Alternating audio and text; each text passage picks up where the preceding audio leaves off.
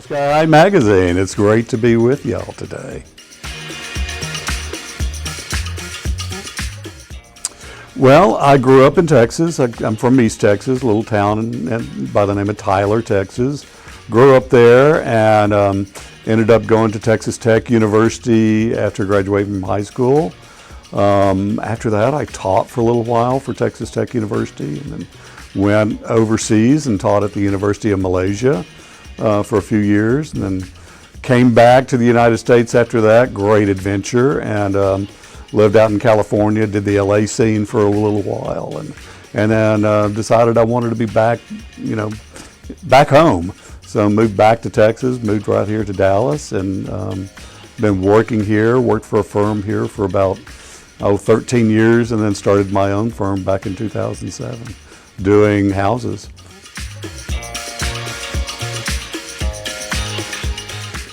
No, actually I didn't. When I started college, I started off in mechanical engineering.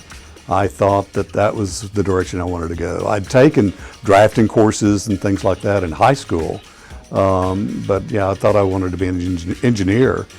And I got into my first semester of engineering courses and went, oh no, this is boring.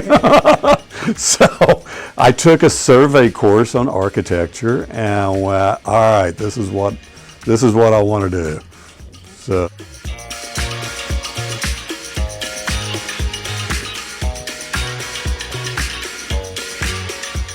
It just wasn't the right time. I'd just gotten my architectural license when I was finishing up out in California. That was one of the other reasons I came back here. A couple of reasons. I mean, my father had passed away, so I wanted to be closer to my mom. And but I had just gotten licensed, and there was still a whole lot more for me to learn before I could start my own firm. So.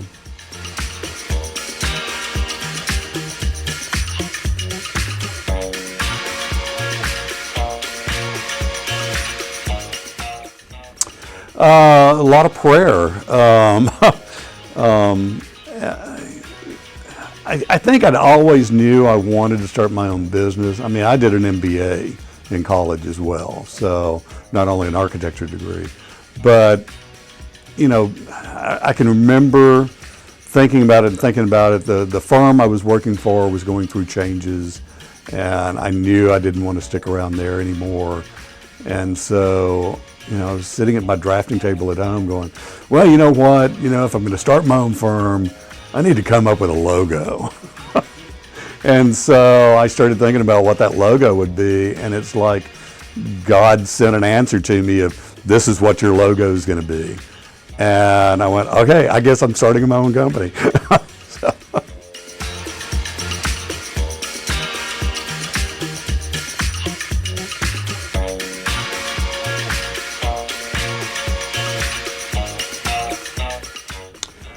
First 5 years really went well. First year went really well. Second year not so great, but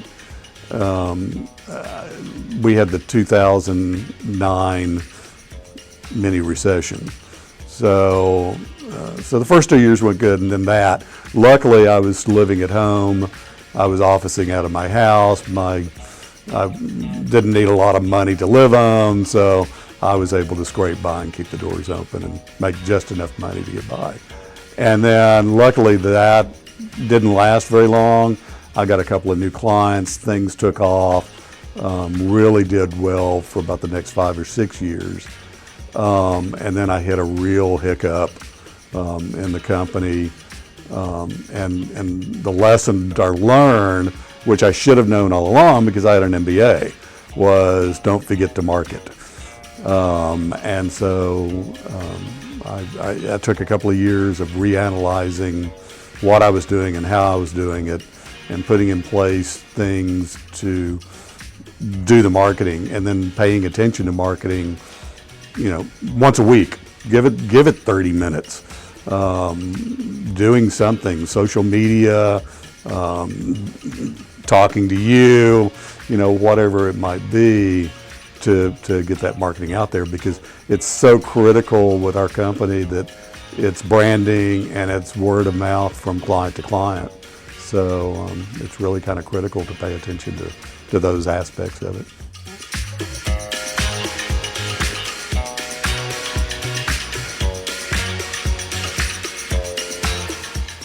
Yeah. Yeah. We take out the trash, we dust, we do the drawings, yeah, every bit of it, every aspect of it. Marketing, accounting, all of it.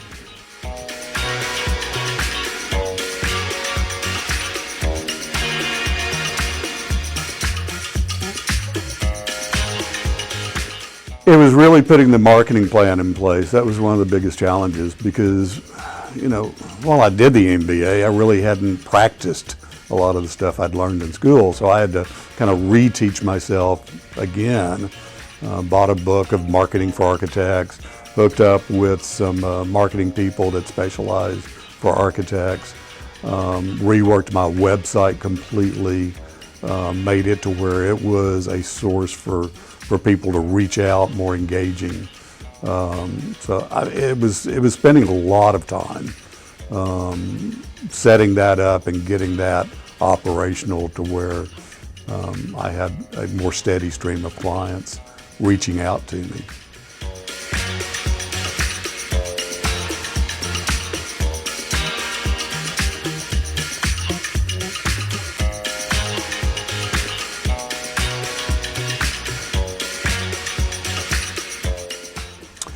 The way it started out in the beginning, and I think this is pretty typical with most architects, is it comes from the builders. They're the ones that are doing speculative houses. They're reaching out to get designs done, and then when they get a custom client, they bring that client to you as well. So in the beginning, it's mostly the builders, and they kind of control it. As you get more and more clients, they start recommending you to their friends, and then their friends start reaching out to you. So it kind of moves away from the builder base more to individual homeowners, potential clients reaching out to you. And then you can direct work from them to builders. So builders are suddenly at your doorstep going, we want your work. Yeah. So.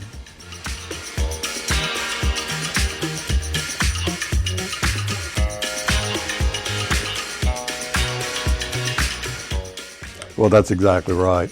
You know, one of the things we pride ourselves on is really paying attention to what our clients need and want, and their goals of, you know, a lot of times people will come into you wanting a house. Well, they really don't know anything about designing a house. Everybody thinks they do, but to really tailor fit a house to a person and their lifestyle, their daily habits, so that home really does function for them. And then when they realize that and realize, you know, that you've created something far above what they were imagining, that's when they start recommending you to other people.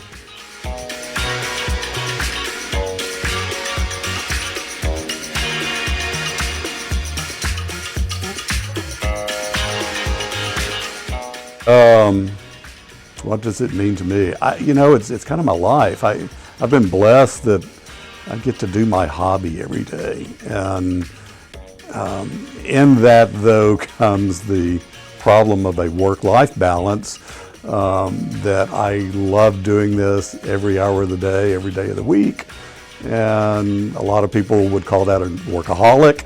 I call it doing my hobby. I love to draw, I love to sketch. But it does kind of create a toll, especially being a small firm with a lot of work right now, working 7 days a week, 10, 12-hour days. It gets a little tiring. I've got to figure out how to work some breaks in to recharge and reinvigorate the creative process.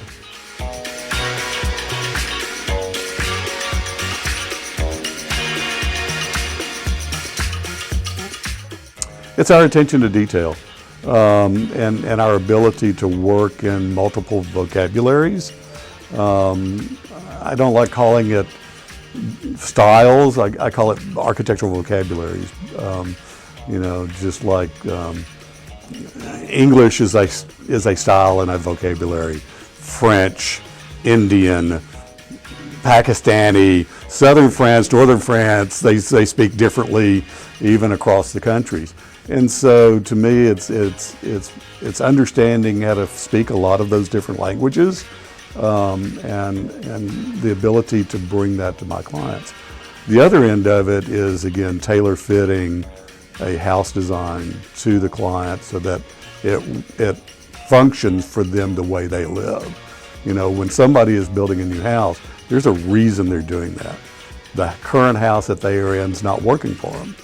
And so I've got to figure out what they need to make their next house function for them. So.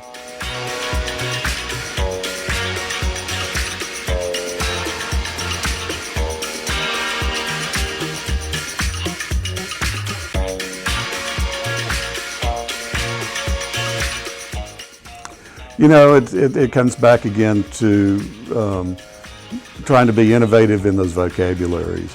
Everybody these days wants something a little bit more modern. And you see a lot of stuff going up out there right now that's just kind of mundane. This transitional architecture, I'm really not sure what that is. I think it's just a good way of saying I don't know what I'm doing, and so this is what it is. Again, I like coming back to languages, so it's trying to figure out how to say things in a more modern way is what I try to do, and that's how I try to stay more relevant. You know, vocabularies have a history to them, they have a permanence to them, and when you can take that quality and character and keep that, but just in a more modern way, people respond well to that, I feel. And I think that's how we stay relevant.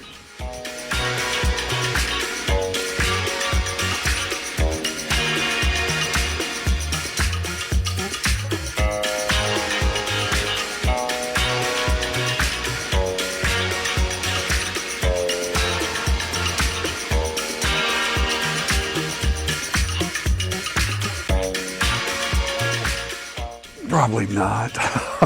I'd probably be I'd probably be doing art, and being very poor doing art. It's really the artistic end of it, and it's also working with people. That's why I do houses and not commercial.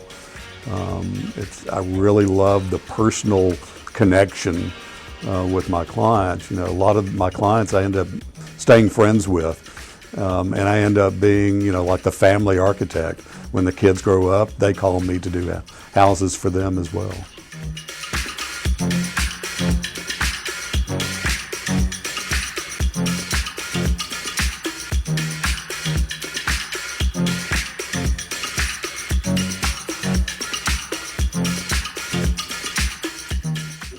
You know, I really think there was, and it was about 2 to 3 years ago, so fairly recently for us. And I really feel things taking off right now. We desperately need employees. Please, anybody out there listening to this, call me.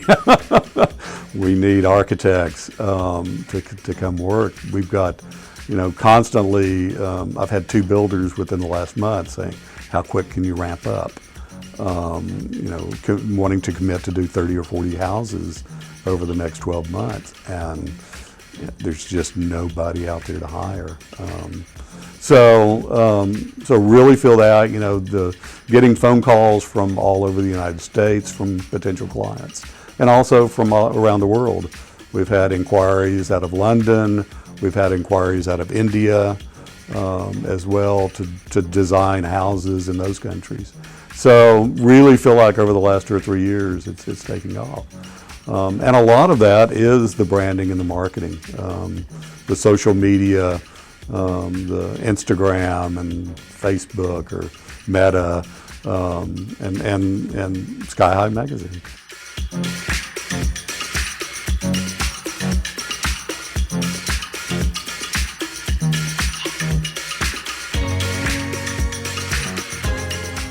Don't forget the business end of the business, or it'll come around to bite you. Pay attention to marketing, pay attention to accounting, pay attention to all those things. It's boring and it takes too much of your time, but do it and it'll pay for itself.